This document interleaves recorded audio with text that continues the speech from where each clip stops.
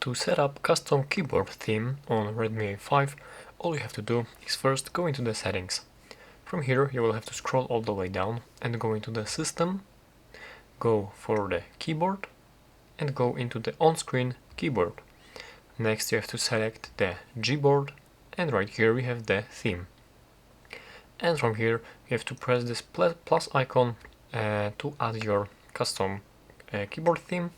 And from here you have to select any picture from your gallery you want to use as your custom keyboard. So I will select this one, and from here you can pinch to scale and drag to move and basically to adjust your keyboard right here. So as you are done, simply press this next button right here, and there you can adjust brightness of the picture on your keyboard.